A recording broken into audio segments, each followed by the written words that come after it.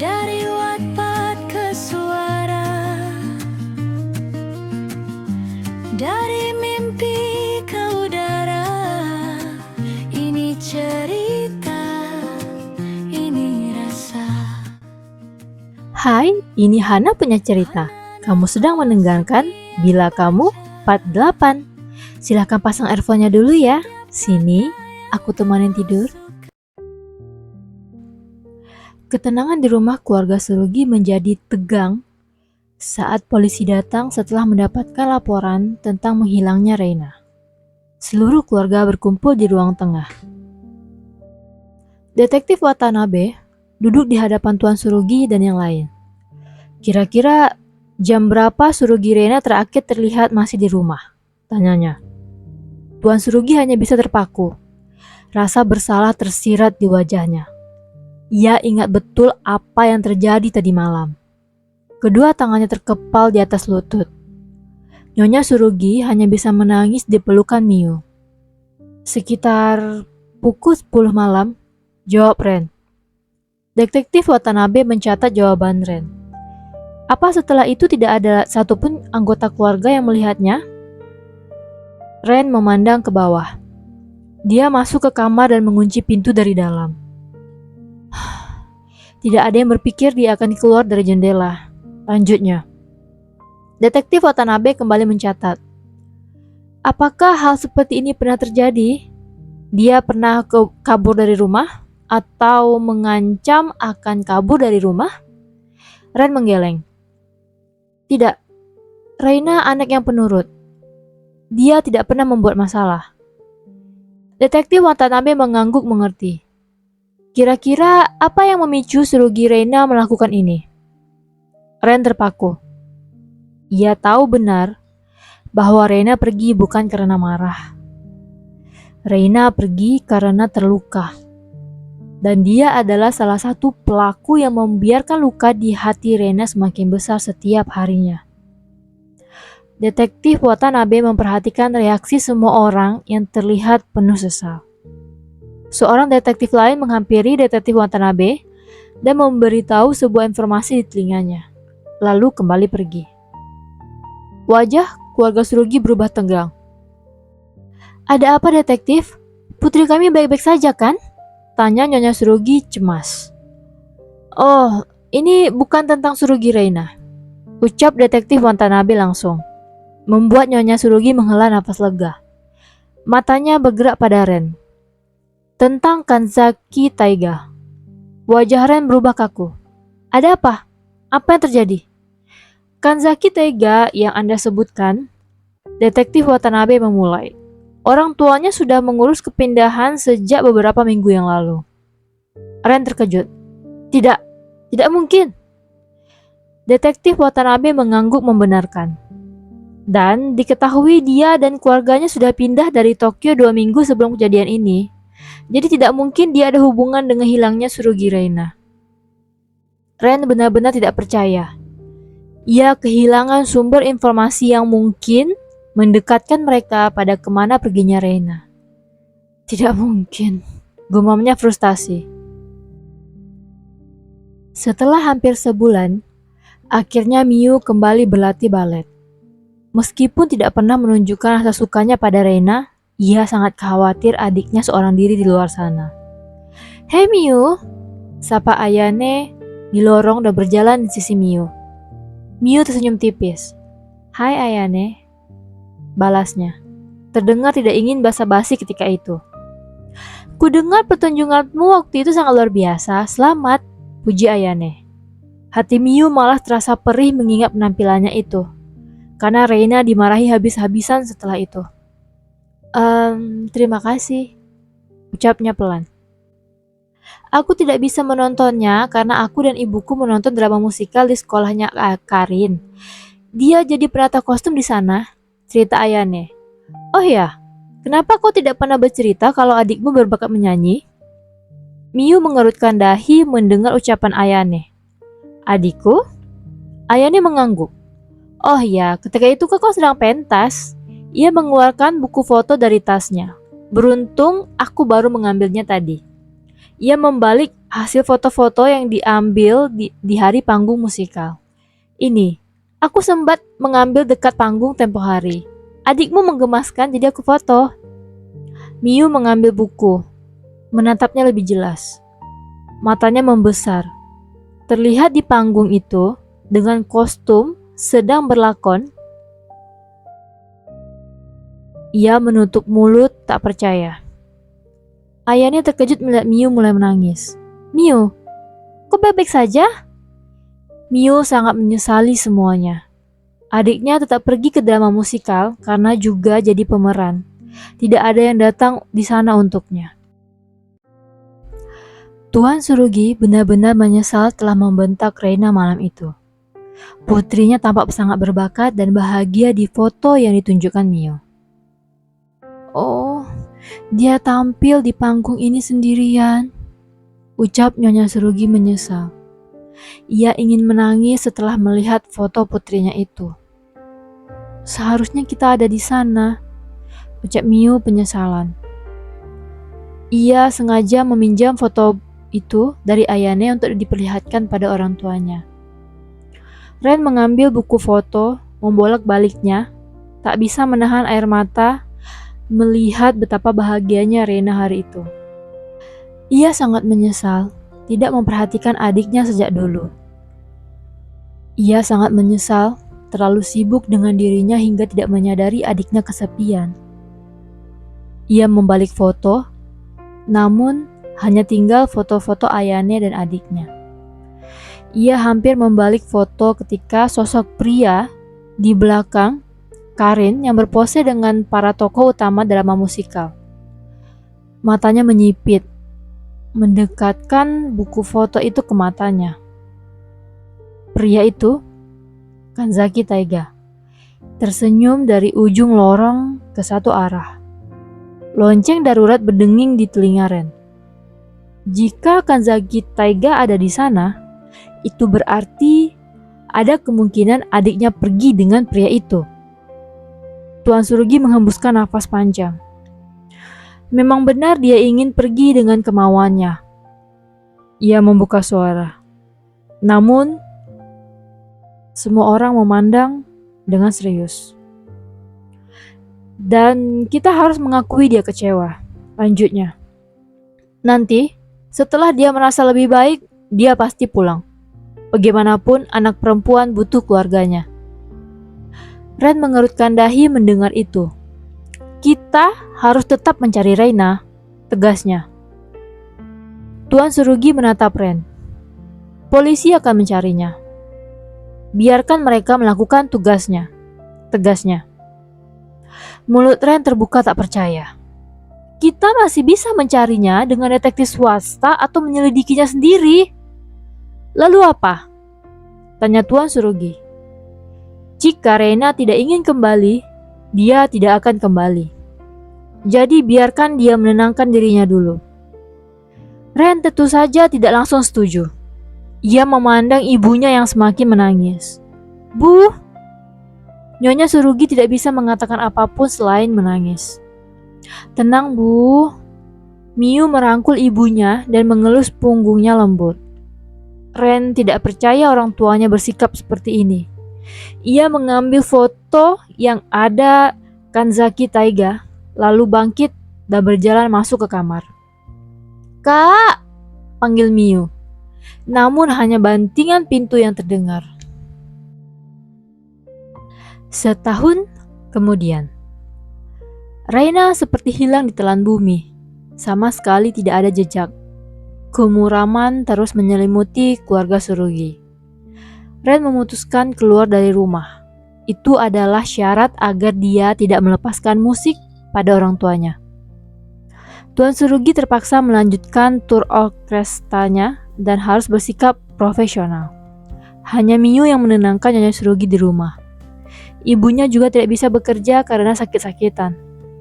Miu menghampiri pintu kamar Reina yang terbuka dan menatap ibunya yang duduk termenung di tempat tidur sedih. Ia melangkah masuk dan duduk di sebelah ibunya. Bu, ayo kita makan malam, ajaknya. Nyonya Surugi tersenyum sedih. Rasanya baru kemarin ibu melihat Reina di kamar ini, ucapnya. Miu merangkul ibunya. Jangan khawatir bu, Reina pasti bisa menjaga dirinya sendiri. Nyonya Surugi tertawa sedih. Kenapa dia harus menjaga dirinya sendiri? Dia hanya gadis kecil. Kenapa ibu membiarkanmu sendiri, Reina? Ia mulai menangis lagi. Miu mengelus bahu ibunya lembut. Ia juga masih sangat menyesali semuanya. 9 tahun berlalu, Tokyo 2004. Keluarga Surugi sudah berhenti membahas tentang Reina dan meneruskan hidup mereka. Nyonya Surugi tersenyum melihat foto-foto gaun pernikahan yang ditunjukkan Miu di ruang tengah rumah. Kau sudah memilih gaun pengantinmu? Miu tersenyum malu. Setelah mencoba semuanya, aku jadi bingung. Nyonya Surugi tertawa lucu. Kau memang sangat cantik di semua gaun itu. Ya kan? Canda Miu dan kembali melihat foto-foto dirinya dengan gaun yang sudah ia coba. Kurosawa Yuma bilang apa? Dia suka gaunnya? Tanya Nyonya Surugi. Ekspresi Miu turun sedikit mendengar nama calon suaminya. Namun ia mempertahankan senyuman itu. Ibu tahulah, dia malah bilang kenakan saja semuanya karena terlalu cantik, candanya. Nyonya Surugi tertawa kecil. Dia itu ada-ada saja. Miu tertawa juga. Oh, nanti kakak akan datang kan ke acara pernikahanku? Tanyanya mengalihkan pembicaraan. Tentu saja, jawab Nyonya Surugi yakin. Kakakmu akan berangkat malam sebelum acaramu ke Pulau Okinawa. Dia masih harus menyelesaikan wawancara untuk penampilan tunggalnya. Miu mengangguk mengerti. Sorot mata Nyonya Surugi berubah sedih. Matanya bergerak ke dinding yang kosong. Sudah bertahun-tahun sejak terakhir mereka memasang foto keluarga lagi. Miu mengerti apa yang membuat ibunya sedih. Tangannya terulur ke tangan wanita itu dan menatapnya dalam. Bu, nanti jangan membahas apapun tentang Reina ya, pintanya. Nyonya Surugi menoleh pada Miu. Pembahasan tentang itu selalu membuat suasana menjadi tidak nyaman. Jelas Miu hati-hati. Aku ingin menikmati hari pernikahanku dengan hikmat dan bahagia. Nyonya Surugi menghela nafas dalam dan tersenyum. Ibu mengerti. Miu kembali tersenyum. Terima kasih bu, ucapnya dan memeluk ibunya. Nyonya Surugi mengelus belakang kepala Miu penuh kasih sayang. Ya ampun, putri ibu akan segera menjadi istri. Miu menahan tawa malu. Malamnya, Miu tidak bisa tenang karena Yuma tidak kunjung mengangkat panggilannya. Akhirnya ia membiarkan panggilan ke pesan suara. Kak Yuma, tolong jangan seperti ini, kita akan segera menikah. Tolong beri kabar padaku, pintanya. Ia menarik ponsel dari telinga dan menghembuskan nafas frustasi. Foto preweddingnya dan Yuma yang sangat serasi terpajang di layar ponsel. Di tempat lain, di hari yang sama. Semua orang bersuka cita merayakan ulang tahun seorang gadis mungil dengan topi pesta di sebuah panti. Ia tersenyum lebar hingga matanya menghilang. Kue dengan angka 5 tahun berada di hadapannya. Nagisa, tiup lilinnya, pinta Reina yang sudah bersiap dengan handycam di tangannya. Ia terlihat seperti seorang dewi. Rambut panjangnya diikat setengah, dibiarkan bergelombang alami dengan cantik. Di wajahnya hanya riasan tipis. Gadis cilik bernama Nagisa itu menghembus lilin dan disambut dengan tepuk tangan meriah dari anak-anak di sana. Taiga yang menggendong anak laki-laki berusia 3 tahun tersenyum lebar kepadanya. Yeay! Anak laki-laki itu bertepuk tangan girang. Setelahnya, Mama, aku mau makan kue lagi, pinta Nagisa yang sudah berada di bawah selimutnya dengan baju tidur yang manis. Reina tersenyum. Ia menyalakan lampu tidur di kamar Nagisa dan duduk di pinggir tempat tidur. Kuenya sudah Mama masukkan kulkas. Besok ketika sarapan bisa dimakan lagi, ya? Nagisa tersenyum lebar.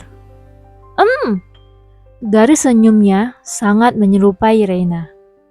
Reina mengelus rambut Nagisa hangat. Nah, Tuan Putri sudah waktunya tidur, ucapnya sembari menyelimuti tubuh Nagisa dan mengelus kepalanya. Selamat tidur. Selamat tidur, Mama, balas Nagisa dan memejamkan mata. Reina bangkit dan mengecup dahi Nagisa, lalu berbalik dan berjalan keluar dari kamar gadis cilik itu. Taiga ketika itu juga baru keluar dari kamar satunya, di mana Haruta tidur dalam boxnya. Reina tersenyum melihat Taiga. Kita mulai sekarang? Taiga menahan tawa dan mengangguk setuju. Setelahnya, Taiga dan Reina yang 10 tahun lebih tua sudah menjadi orang tua. Mulai membereskan barang-barang di ruang tengah dan memasukkannya ke dalam dus. Apa kita akan selesai memasukkan semuanya untuk dibawa sebelum liburan ke Pulau Okinawa? Komentar Reina sendiri sembari memasukkan barang. Taiga menahan senyum. Tidak perlu khawatir, ini juga rumah kita. Kita bawa yang perlu saja dulu. Sisanya nanti anggotaku yang akan membereskannya. Reina memandang Taiga, lalu menghembuskan nafas panjang. Sebenarnya aku belum mau pindah, tapi memikirkan kau akan mengambil alih pekerjaan ayahmu. Juga sebentar lagi Nagisa akan mulai pendidikan di Hexamo. Ia menghela nafas dalam, lesu.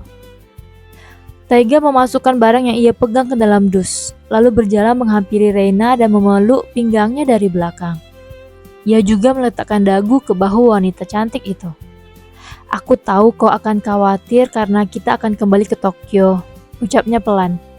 Tapi aku tidak ingin harus berjauhan dari kalian karena pekerjaanku di sana, ucapnya sedih.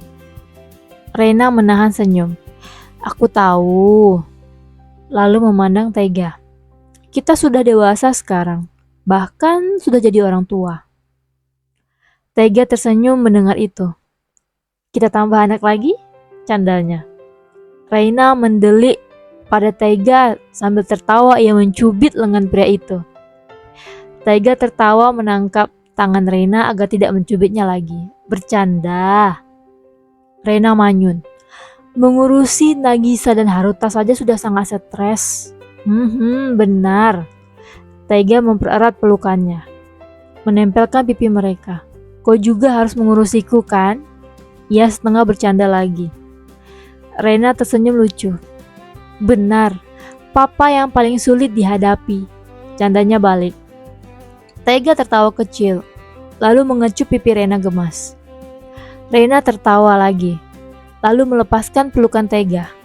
Ayo bereskan lagi, ucapnya dan kembali menyusung barang-barang ke dus. Taiga tersenyum lebar, menghampiri dus yang sedang ia isi tadi. Ia mendongak dulu, memandang foto keluarga yang diambil 2 tahun lalu, tidak lama setelah putra mereka lahir. Bahkan, setelah melahirkan 2 orang anak, Reina masih sangat cantik dan hangat. Matanya kembali melirik ke gadis remaja yang dulu menjadi pacarnya. Sudah menjelma menjadi seorang wanita dewasa yang elegan. Mereka menikah tak lama setelah lulus SMA dari Hexamo Institute. Tidak menyangka akan punya anak lebih cepat dan sekarang sudah punya 2. Namun, rasanya sangat lengkap. Nyonya Tsurugi memperhatikan putrinya yang tampak gelisah saat menunggu pemberitahuan masuk ke pesawat. Ada apa, Miu? Miu tertegun. Hanya. Ia memaksakan bibirnya tersenyum. Aku sangat gugup, Bu. Nyonya Tsurugi tertawa kecil dan mengambil tangan putrinya. Tuan Tsurugi memperhatikan sekitar. Keluarga Kurosawa tidak berangkat bersama kita. Miu tertegun lagi mendengar pertanyaan ayahnya. Itu mereka, ucap Nyonya Tsurugi dan bergerak bangkit, menyambut calon besannya yang terlihat seperti seorang sosialita. Tuan Tsurugi juga ikut bangkit. Miu langsung menghampiri calon ibu mertuanya, Nyonya Kurosawa. Ibu hanya sendirian, tanyanya. Ayahnya Yuma masih mengurusi pekerjaan. Dia akan berangkat bersama Yuma nanti malam. jelas Nyonya Kurosawa. Nyonya Sorugi dan Tuan Surugi beramal tamah dulu dengan calon besan mereka.